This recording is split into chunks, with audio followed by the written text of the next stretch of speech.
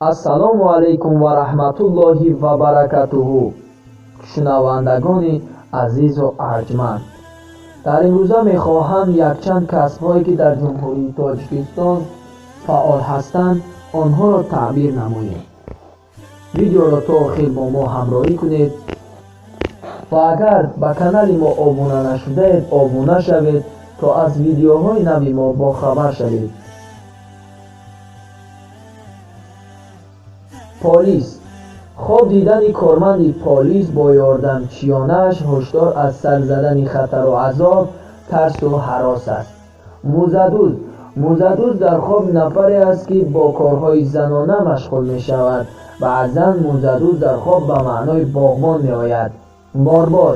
морбоз дар хоб аз робита ва дӯстӣ бо нафарони бад, хушомад ва тамаллуқкорӣ бо душманон шаҳодат медиҳад. духтури ҳайвонот. байтор дар хоб рамзи инсонест ки тағдири дигаронро ҳал мекунад. вазир дар хоб нишонаи қудрату тавоноии иҷроиши амру фармонҳо ва рафъ гардидани мушкилоти роҳбарон ё судяҳо аст. галлабони шутур дар хоб ба саёҳат ё марги шахси бемор ишора мекунад. дар баъзе ҳолатҳо галлабони шутур дар хоб ба баҳрчӣ ва ё сардори киштӣ ишора мекунад. даровгар. нафаре ки дар хобаш даровгарро мебинад дучори балову ташвиши зиёд мегардад.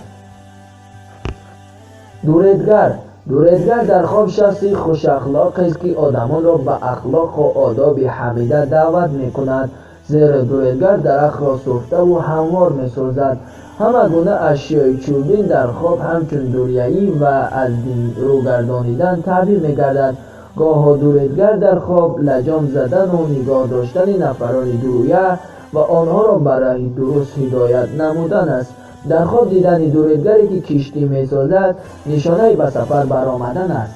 дуредгаре ки дар месозад ба маънои зану фарзанд таъбир мегардад. духтур. агар нафари бемор дар хобаш назди табиб равад аз беморӣ шифо меёбад. рафту шахси сиҳат ба назди духтур равад бемор мешавад, хусусан агар духтур барояш дору нависад. дар хоб дидани духтур аз вохӯрӣ бо ягон олим ё мутахассиси варзидаву донишманд дарак медиҳад ки аз муошират бо ин шахсият бояд барои худ фоида ба даст оварда тавонед.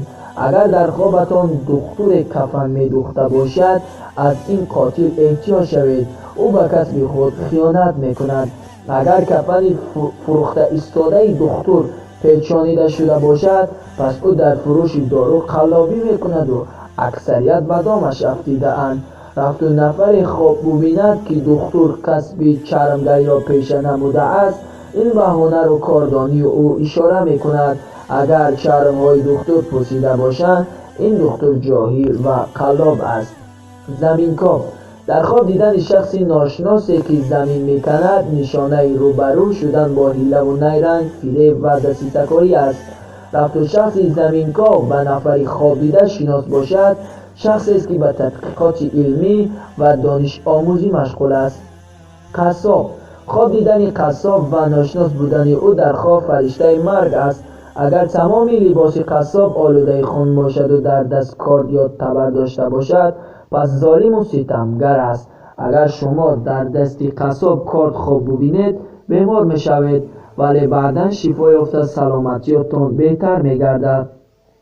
дар хоб дидани он ки қассоб гӯшт пора мекунад маънои онро дорад ки шахси чунин хобдида гирифтори тӯҳмат мегардад. агар дар хоб қассоб ҳайвонеро саҳван забт намояд эҳтимол шумо нисбати нафаре амали разилона ва сангдилона анҷом медиҳед. баъзеҳо бар он аҳманд ки дар хоб дидани қассоб маънои иҷро намудани амру фармудаҳои исломро дорад. тоифаи дигар бар он ақидаанд ки чунин хоб аз феълу хуб ва одату рафтори бад раҳо ёфтани инсонро пешгӯӣ мекунад. лашкар. ҷамъ омадани лашкар дар хоб ғолибияти нафаронеро нишон медиҳад ки ҳамеша ҳақиқату адолатро пайравӣ мекунанд. нависанда. дар хоб дидани адибе ки бо навиштани китоб машғул аст нишонаи шоҳидӣ, амали манфӣ шуданро дорад. сурнайнавод. اگر نفری از قاریان قرآن نی خواب بیند در کسب خود موفق میگردد. نی خواب دیدن شخصی بیمار نشانه مرگ است. نفری که نفران ناشناس نی نماز را خواب میبیند از سخن و گفتار خود سر میپیچد. اگر نی نمازان نزدیکان شخصی خواب دیده باشند آبرو و اعتبارش زیاد میگردد. نانوای در خواب به زندگی سیروپور و با سعادت اشاره میکند و در بعضی حالتها به معنای محبت والدان است. در خواب نان پختن نشانه به دست آوردن حاصل خوب و دارایی است. از دست نانپز نان گرفتن در خواب معنای از زندگی این نفر فایده به دست آوردن و از غم و کلفت رها شدن را دارد. آموزگار نفری که در خوابش نزدیک استاد خود را خواب می‌بیند در بیداری با راهبریت یا دیگر شخصی منصبدار وام خورد. همزمان خواب دیدن استاد کتاب قرآن معنای به الله نزدیک بودن شخصی خواب دیده را دارد. آهنگر در خواب نفری است که به اراده مستحکم دارد. بعضی عالمان تعبیرگری خواببران عقیده اند که آهنگر در خواب معنای به دست آوردن مال و ملک زیاد را دارد. بعضی برانند که آهنگر در خواب نشانه سر زدن جنگ است، زیرا اکثریت یراق و اسلحه از آهن ساخته می شود. همزمان خواب دیدن آهنگر شهادت از رفتار ناشایسته است، زیرا آهنگر با آتش کار میکند و آتش رمز شیطان است. پاسبان در خواب نشانه آسودگی، بهبودی و بخطری است. همزمان پاسبان در خواب به فاش گشتن سر و اسرار اشاره میکند. اینچنین پاسبان در خواب نفری است که با کارهای با زنان علاقمند مشغول است. رقص و بازی. رقاصه در خواب همچون مناقشه و ماجرا تعبیر میگردد. شخصی بیمار رقص خواب بیند بیماریش خروج میکند. رفت و شخصی محبسی چنین خواب بیند از زندان آزاد میشود. رسام در خواب نفری است که با دیگران را به گمراهی میبرد. همزمان رسام در خواب نشانه ظلم و ستم، جزا و عذاب و اذیت است. رسنده زنی را با چرخی بافندگی خواب دیدن نشانه با کم قناعت کردن، رعایت سنت‌ها و به انجام رسانیدن کارهای مهم است. رفت و زن در خواب اول چیزی را بافته بعدا آن را کشاید نشانه غضب الله و جزای او است. سوداگر در خواب به درآمد کلام، فایده و یا سیاحت اشاره میکند. بعضا سوداگر نشانه بی‌پروایی ظاهر نمودن در فرمانده خداوند از قبیل حج، زکات، روزه و نماز است. شخصی که خود را در حال سودا کردن خواب می‌بیند پس هنر تجارت کردن دارد. فروشنده مشروبات در خواب و واخوری با نفر هوشیار می‌سازد که آدمان را به عمل‌های نامطلوب راهنما می‌سازد. خواب دیدن شخصی میانرم در کار سودا نشانه واخوری با نفری است که خود را سخاوتمند وانمود می‌کند. فروشنده سنگ‌های قیمت‌بها در خواب از واخوری با شخصی عالی همت درک می‌دهد.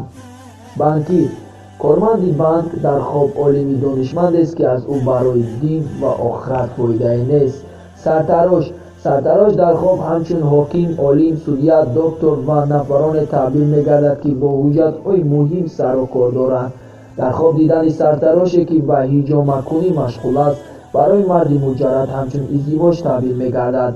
همزمان سرتراش در خواب نشانه رفت گردیدن تشویش و اندوه و بیماری‌ها است. شخصی که در خوابش با سرتراشی مشغول می‌شود اطرافیانش را دوست می‌دارد و همیشه آماده است که دستی مدد دراز کند. فردی دیگری را هنگام سرتراشی خواب دیدن دلالت آن است که در زندگی با شخصی وام خورد که دوستداری حقیقت است و دیگران را به دوستی و رفاقت تلقین می‌نماید.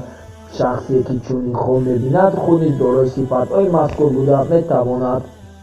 سود خواب دیدن یا در سود شرکت ورزیدن همچون غم و اندوه، آوازه‌های بر دروغ یا فحش گشتن سر و اسرار تعبیر می‌گردد. چرم‌فروش در خواب نفری جنجالی است و از هر نفری که چرم‌فروش را خواب می‌بیند بدبختی و تشویش و بیماری به سرش می‌آید. چوپان در خواب از قدر و منزلت بلندی راهبر، آموزگار، مربی از سروری با عدل و با انصاف درک می‌دهد. جراح در خواب نفری است که آدمان را به مهربانی و آسودگی دعوت می‌کند. шикорчӣ дар хоб марди забонбоз аст ки тавассути лаву найланг муҳаббати бонувонро ба даст оварда метавонад. марде ки худро дар шикор хоб мебинад занбоз аст.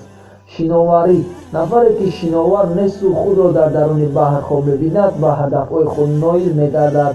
рафту ба гирдоб афтоду моҳирона шиноварӣ намояд ба кору амали бузургу муҳиме даст зада муваффақ мегардад ва қудрату тавоноӣ ба даст меорад. момодоя дар хоб дидан бозгӯи он аст ки шахси маҳкуме аз зиндон озод мегардад ва инсон аз ташвишу душвориҳо халос мегардад.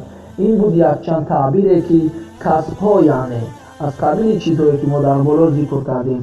бо мо бошед, мо бо шумоем. ҳар як фикре ки дар шумо омад ва ё шумо хоб мебинед дар комментария нависонед ва иншоаллоҳ ба хости аллоҳ ҷалла ҷалолуҳу ҷавоб мегардонем. боқӣ сарбаланду пирӯз бошед. худованд ёру мададгоратон бод ва дар касбу коратон баракат бодо.